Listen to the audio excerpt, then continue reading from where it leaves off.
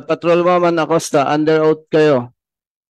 May nagbigay sa'yo na instruction to deactivate body worn camera or wala?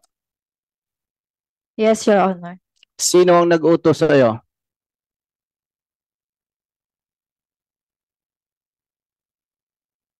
Police Major Quijano, Your Honor. Ikaw daw yung kumuha ng Rolex, totoo yan? No, sir. So may allegation na gano'n eh. Parang may nabasa ako na binabanggit nung sino nagbabanggit sa patrolman na nasa kanya yung sinabi nung Chinese national? Sino yun? Nasa affidavit yun eh. Okay, yun sa Rolex. Ikaw nagsabi sa affidavit mo? Dalawa po kami nagsabi. Nung bali, nung time na hinahanap po. Mari po bang malaman kung sino yung sinasabing alleged in bold personnel from the office of the Chief PNP? Pwede po ba? Mr. Chair?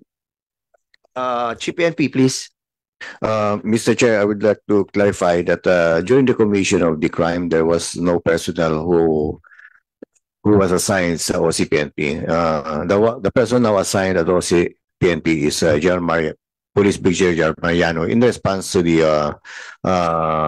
investigation being conducted. So I had him assigned to the office of the GPNP so as not to unnecessarily somehow give undue influence to the ongoing investigation. So to clarify matters, sir, during the commission of the crime, not one of our PNP personnel was assigned to the OCPNP, sir. So very clear, Mr. Chair, kasi yung nabasa kong report, sinasabi allegedly there are personnel involved assigned sa office of the Chief PNP. And being a retired police officer, nangyayari po talaga yun para malinaw sa lahat na usually, especially kapag officers at alleged involved sa isang insidente katulad nito, nire-relieve yan sa present assignment and floating status siya sa office of the Chief PNP. So, very clear po na hindi siya involved during hindi siya assigned sa office of the Chief PNP nung mangyari yung incident. Tama po ba, Chief PNP? Yes, Your Honor. Thank you. At least malinaw po. Yung pong, Mr. Chair, pwede po bang malaman sino yung mga personnel, PNP personnel assigned from NCRPO? By the way, klaro ano po? Parang kung intindi po natin, babasahin ko yung report na nabasa ko. Parang sinasabi po kasi, kung ang mga ito ay 44 personnel, hindi lahat assigned sa DSOU. Tama po ba, Mr. Chair? Merong assigned sa headquarters ng CRPO? Your Honor, to Yes. whom are you addressing that question? To the former SPD director or the NCRPO director? Maybe for NCRPO director, sir. Thank you, Your Honor, sir. With regards to personnel assigned at NCRPO headquarters, none, Your Honor. So, ibig po sabihin, Mr. Chair, ang alleged involved personnel are all assigned with the DSOU, Southern Police District. Tama po ba? No, Your Honor. There are personnel coming from Parañaque Police Station, particularly Tambo precinct of the Parañaque CPS, personnel from SPD WCPD, and personnel from SPD TMRU. Okay, klaro. Mr. Chair, thank you, General Nartates. So, yung pong personnel na nag-conduct or nag-serve ng search warrant, Mr. Chair, pwede po bang tumayo? Lahat po ng personnel na nag-serve ng search warrant, Mr. Chair.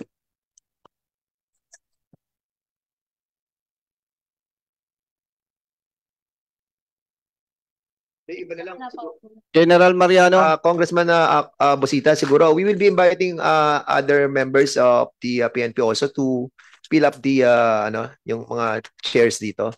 Sayang naman, no? Dito na po kayo maupo para hindi na po kami nahihirapan kapag will be asking for your presence dito para nakikita namin. Please. PNCOs, please occupy the vacant seats.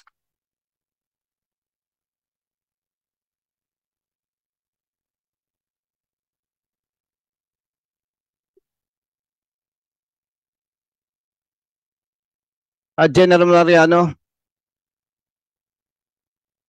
Yes, Mr. Chairman. So all in all, 44 yung involved dun sa serving ng search warrant. Yes, Your Honor, kasama po yung taga Parañaque City Police Station, yung commander po led by Major Magsalos, and the SWAT team from the City Police Station. So Mr. Chair, composite team pala tong nag-serve ng search warrant. Okay, gentlemen, you may take your seats.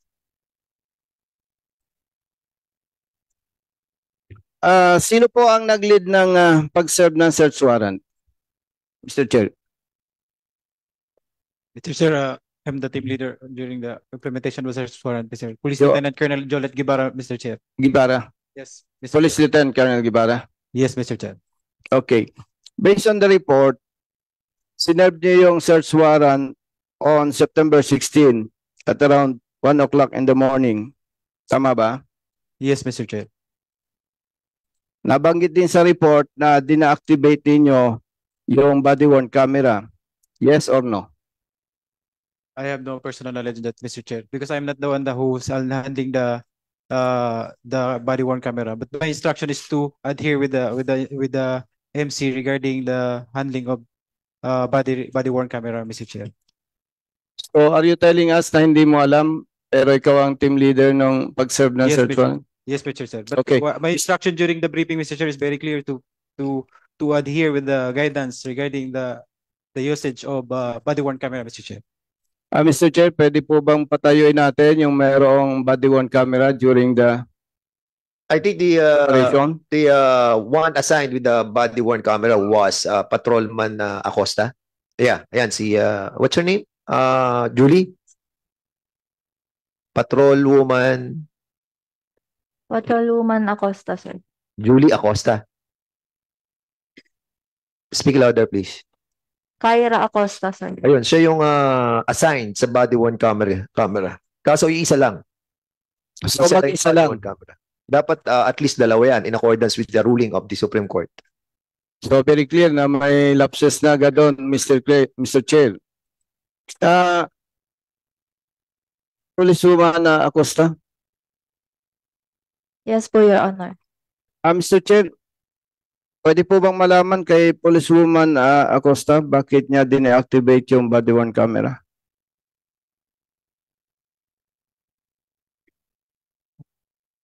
Your Honor, I was assigned to call the arresting officers to go upstairs po, Your Honor. So anong relevance nun? Ba't kailangan patayin mo yung body-worn camera? May nagbigay ba sa'yo ng instruction o wala?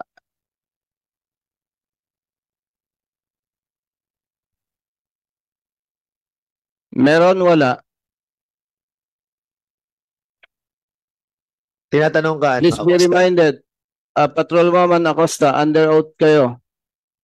May nagbigay sa'yo ng instruction to deactivate body-worn camera or wala? Yes, Your Honor. Sino ang nag-utos sa'yo?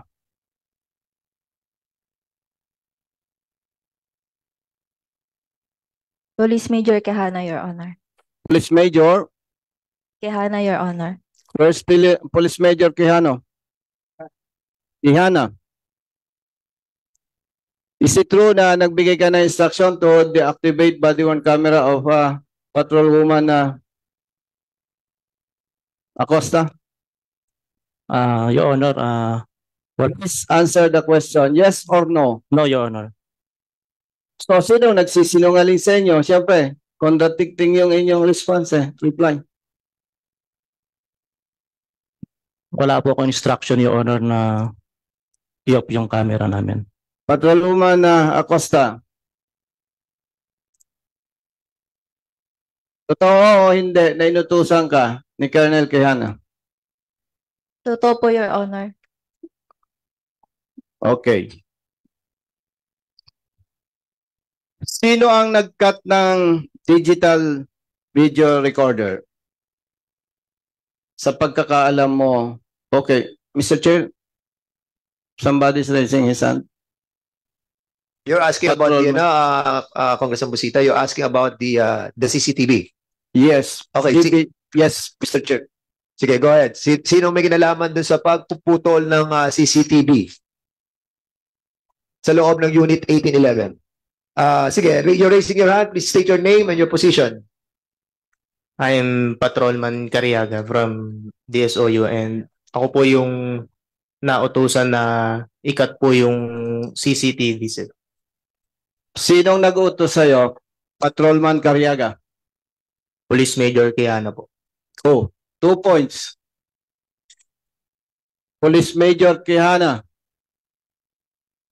Nagsisinungaling din ba ito si Patrolman Cariaga? Mr. Chair, Congressman Mr. Chair. Busita, before you proceed, Vice Chairman Acop, may we remind the resource speakers to refrain from lying, if this hearing, this committee will find out that you are lying many times, we will be compelled to do something that you will not like. Okay? Please, refrain. Okay, With go the ahead. indulgence of the Honorable Busita. Yes, Ano Mr. Chair. pangalan mo? Patrolman John Renzi Cariaga po. Hindi ba tinanong kita kanina kung kayo ay naniniwala doon sa report ng inyong district director na walang masama nga kayong ginawa? Di ba? Sumagot ka sa akin ng oo kanina. Taas ka nga ng kamay eh. Kaya nga tinanong ko yung kanina eh kasi mamaya ako kayo babakbakan. Your Honor, hindi po ako nag-raise ng kamay ko at hindi ko po halos nalilito po ako dun sa tanong niyo po, Your Honor. Kasi alam ko naman na hindi nyo alam yung buong nangyayari eh. Di ba sa dami ninyo, merong mga miyembro dyan na hindi alam yung buong nangyayari. Kaya ako tinatanong yon. Kasi ito, it will mean your profession, whether you'll be booted out or not. Kaya tinanong ko yung kanina eh. Kung naniniwala kayo doon sa report ni General Nartates o sa report ni General Mariano. Di ba? Kasi may pagkakaiba eh. Thank you, Mr. And Chair. that's a very the importance of this hearing is to ferret out the truth, no? For us to be guided on the certain provisions that we will be filing or making new laws, no? Considering that there are two sides of the stories, no? Dalawa, yung kanina pinatanong kayo kung para simplify na lang, ano pinaniniwalaan yung report? Yung report ba ni General Roderick Mariano o yung report ni General Nartates? At kanina lahat kayo nagtaasan at tinanong ni Congressman Acop, sino ang hindi naniniwala doon sa report kung naniniwala kayo sa report ni General Nartates, wala namang tumaas ng kamay. Kaya kayo lahat na naandyan, yung 35, naniniwala kayo doon sa report ni General Roderick Mariano. Ganun pa rin ang sitwasyon until right now. Ganun pa rin po ba? Si Patrolman, so kanina ngayon sabi mo tumaas ka ng kamay, pero saan ka tumaas ng kamay? Your Honor, hindi po ako nagtaas ng kamay, gawa po nung nako-confuse po ako dun sa may tanong po ni Mr. Ngayon, siguro para maliwanag. Dalawang bagay kasi ang pinag-uusapan natin dito eh. Kasi nag-imbestiga ang grupo ng NCRPO headed by General Nartates. At doon sa kanyang pag-iimbestiga, nakita hindi lamang yung mga lapses but yung mga violations ng inyong PNP operational procedure. Ang dami. So ngayon tinatanong kayo kung ano pinapaniwalaan yung report kanina sa amin. Kung yung kay General Nartates o yung kay General Mariano. Kasi ang premise nga naman ni Vice Chairman Acop, doon magbabase ang kanyang mga question sa lahat ng mga involved dito sa alleged irregularities. Kaya yung kasi kami, hanggang ngayon kami, hindi pa rin namin alam kung anong istorya because there are investigation that was conducted by NCRPO and there were also conducted by the SPD. And basically, we are balancing all this investigation. But of course, we are entitled on our own line of questioning. Kaya nga, ang tanong, muli, tatanungin namin kayo, for the last time, andito naman kayo lahat, no? Kung ano pinapaniwalaan yung version nung nangyaring sitwasyon noong September 16. Ulit. So lahat ba kayo naniniwala doon sa investigasyon ni General Nartates? Taas ang kamay na naniniwala doon sa investigasyon ni General Nartates. Paki-state yung pangalan. Patayuin mo na lang. Hindi kasi pangalan para makita natin. Sige, isa-isa na natin. Sige, para. No. Ha? Okay? Sige. Good afternoon, Your Honor.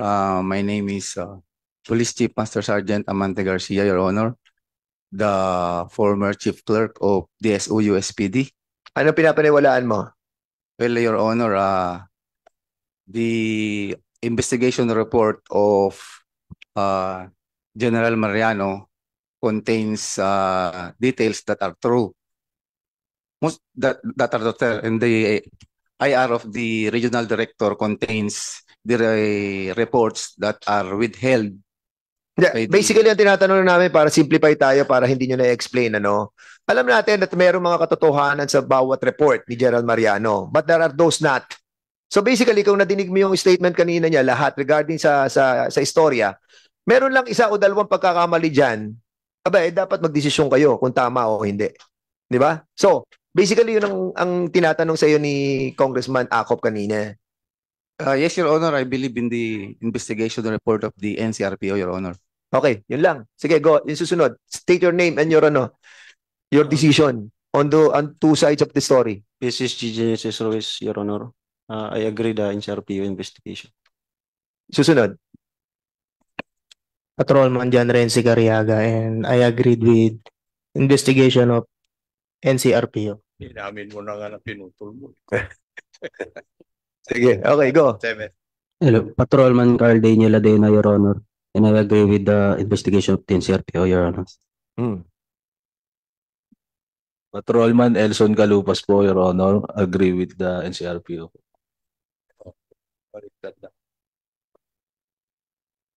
Patrolwoman Justin Kyra Acosta, Your Honor, and I agree with the NCRPO, Your Honor. Patrolman Adrian Maambong, Your Honor, and I agree with mga official NCRPO. Police Staff Sergeant Roy GPO Quinto. I agree with the report of former District Director Roderick Mariano, sir, as a perimeter security, sir. Patrolman Christian De Cavia po. I agree with NCRPO po. Next.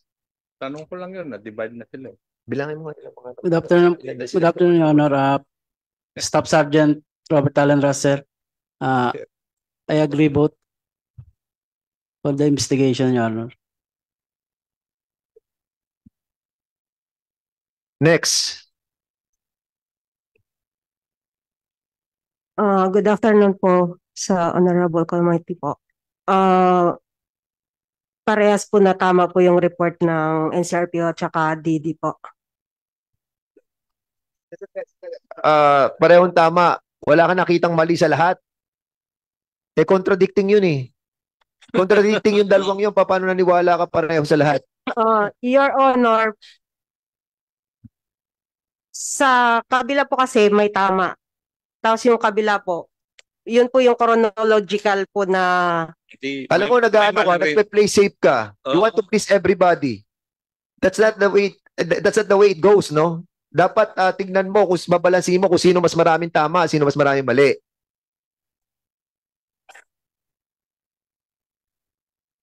Ano? May I ask the question, Mr. Chair? Ha? Tanungin ko yung babae. Yes, sige, go ahead. Congressman Acop. Iya. Narinig mo naman yung sinabi ni Southern Police District na halos walang violation of law. Naniniwala ka ba doon? Hindi po sa lahat, Your Honor.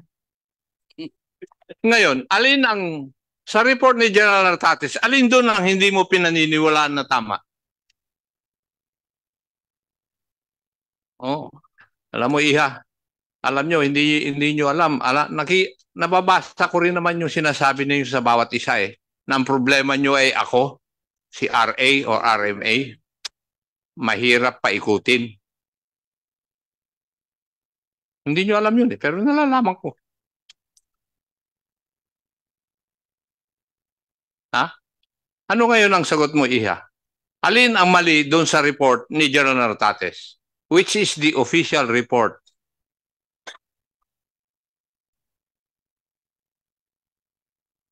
Wala po, Your Honor. Walang mali. Opo. Sa kabila may mali. Hindi ko rin po masabi, Your Honor. Well, tama yung sabi ng aking chairman. Ikaw, gusto mong nag-play safe ka. You cannot make a decision. Hopefully, we will not meet each other whenever you become an officer. Dahil sa isang opisyal, you must be decisive. Dapat nasa tama ka palagi. Congress, Thank you, Mr. Hindi, Chair. tanungin natin si, Madam. Madam, anong name mo po? PSSG Crystal Ryan Rosita po. Anong partisipasyon mo sa operation? Arresting officer po, Your Honor. Arresting officer, from the time that they were arrested, andun ka sa loob na ng 1811.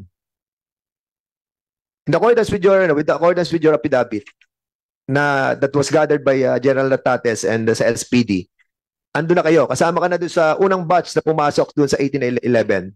Yes or no? No. Ano oras ka pumasok sa loob? 12 midnight po, Your Honor. 12 midnight. O, yun ang operation eh. Start ng operation yun, 12 midnight ah. Oh. Are you trying to tell us that ano oras nagsimula ang operation? Colonel Guevara, ano oras nagsimula? It was past midnight, Mr. What Chair. time? It was around 12:30 to 1, Mr. Chair. 12:30 to 1. Yes, Mr. Chair. So pumasok siya, o 12:30 to 1, alas 12, andun ka na. Patrolman, Rosita, alas 12, andun ka na, 12:30, nagsimula. I mean, Your Honor, hindi po ako kasama dun sa nauna po. Bali ako po kasama po. Wala dun ka sa huling 1811. pumasok po. Nasa labas ka pa. Opo. Nasaan ka nun?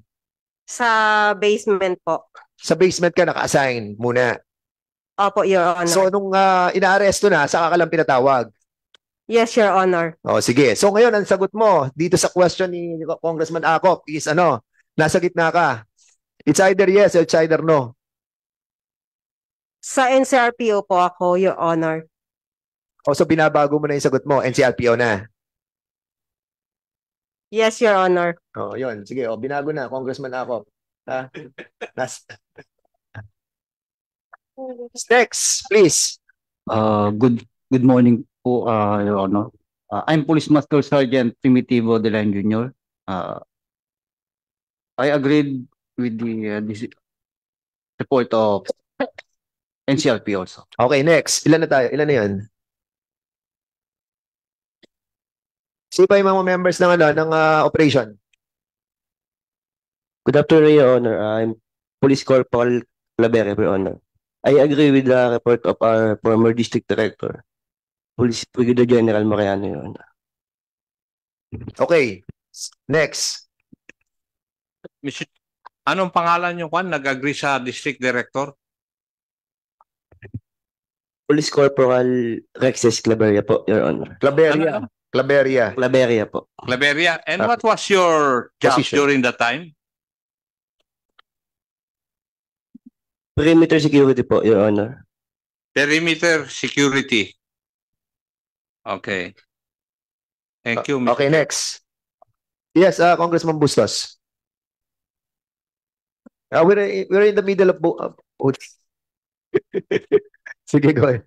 Mr. Chair, ano lang to, para hindi sila nalilito. Earlier, our district director of NCR, para hindi nalilito po ng mga tinatanong natin. Dito, kasi, kaya nalilito sila dahil si General Mariano nag-present din ng, totoo naman may search warrant eh. So, mag-focus po, if I may suggest, dun sa, magkakatalo to, yung conflict dito, dun sa presentation ni General Nartates, he enumerated irregularities. Halimbawa, may planting of evidence, may perjury. Yun po ang sasagutin nyo. Kasi doon po yung kaso eh. No? Tapos po, sasabihin nyo, ano po yung role nyo during the police operations? Kasi kung perimeter security ka, hindi mo alam yung detalye doon sa loob. Yung raiding, yung search team lang nakakalam doon eh. So, Mr. Chair, para klaro lang po sa kanila. Yeah, that is correct. No? Yung in-enumerate ni General Tates na robbery, planting of evidence, no, perjury, etc. Mga 8 yun, hinahanap ko nga eh. Kanina, earlier sa presentation. And then, yun sagot mo, sabihin mo ano ang position mo or role mo during the police operation. Yun lang. Yeah, okay. That's significant. Ano? Sige, sino yung susunod? Your Honor, good morning. I am Police Staff Sergeant Christian Corpus, South Parañaque. I'm agree to DD General Mariano, District Director of SPD. What is your name? Anong surname mo? Christian Corpus po, PSSG. Corpus. Okay, sige, next. Good morning, sir. PSSG Danilo L. Dester Jr. I agree to our DD, former DD, Police Brigadier General Mariano, sir. So you are Sergeant, ano? Dester po, sir. Dester. Dester, okay. Next.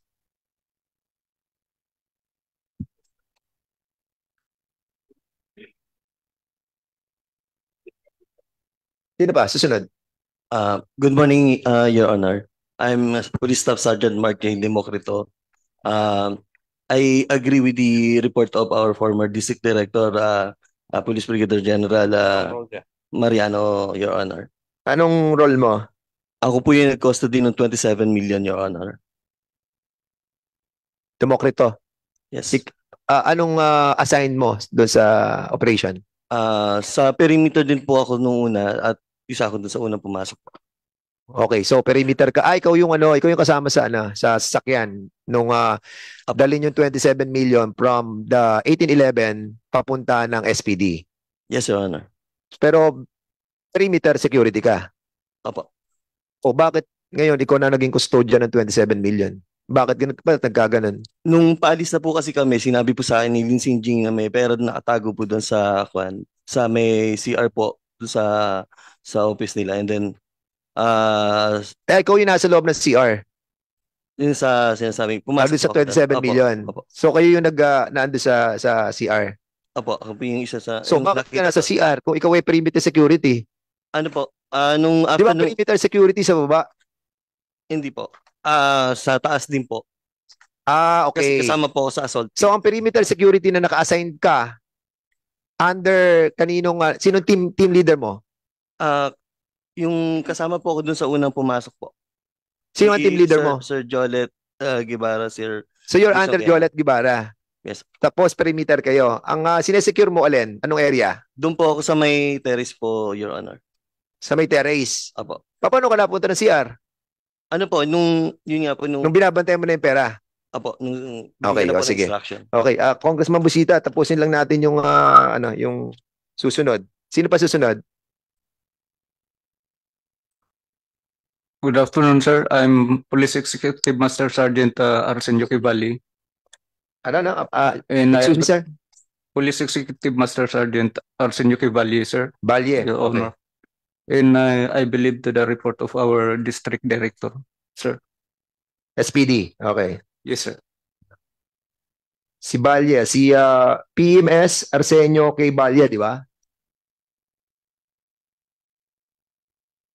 Ikaw daw yung kumuha ng Rolex, totoo yan? No, sir. So may allegation na gano'n eh. Parang may nabasa ako na binabanggit nung isang sino nagbabanggit sa patrolman na nasa kanya yung sinabi nung nung Chinese national? Sino yun? Nasa affidavit yun eh. I just recalled it eh. Sino din sa ninyo sa mga operation? Sagutin nyo na kasi babasahin ko pa. Andito, makikita ko yun. Sino yung patrolman or sergeant na nagsabi, na nagkwento? Patrolman Matiginas. Sino si Patrolman Matiginas? Ayun. Upo kayo dito. Gusto ko lang malaman yung Rolex kung gaano kaganda. Sige. Patrolman Matiginas, sinabi mo sa affidavit mo na yung Rolex kasi we have to invite those Chinese national as well. Actually, kinukuha na namin yung contact ng mga lawyers noon. In the next hearing, we will be providing them the opportunity as well, no? Sige, Patrolman Matiginas. Good morning, Your Honor. Ay Patrolman Alexander Matuginas. Hindi na ba nagsalita ka about sa ano mo sa kung ano yung pinapaniwalaan mo? Hindi pa po. O, ano yung pinapaniwalaan mo? Baka may mga nakaupo pa dyan na hindi pa nagsasalita dito, ha? Andiyan pa ba yung mga members ng operation? Wala na? Wala na dyan? O, Matiginas, yes. Your Honor, I agree with NCRPO investigation. Okay, yun sa Rolex, ikaw nagsabi sa bidabit mo. Dalawa po kami nagsabi. Nung time na hinahanap po ng Chinese yung Rolex, pinasulat po ni PCMS Garcia kung sino po yung bali naka-uniforme po kasi yun eh. So pinahilera po yung mga pulis po na naka-uniforme. Sino nagpahilera? Si PCMS Garcia po. Then nung pinahilera po yung mga pulis po na naka-uniforme, naisulat po ng Chinese yung pangalan po ni Balye. Okay, sino yung mga kasama mo doon na nagsabi na nadinig yun? PCMS Garcia. I forgot po yung ibang police officer po kung sino po yung nandun. Okay, so Balye, so you deny this, of course, no? Yes, Your Honor. Okay, sige. Let's proceed. Okay, susunod. Sino yung susunod?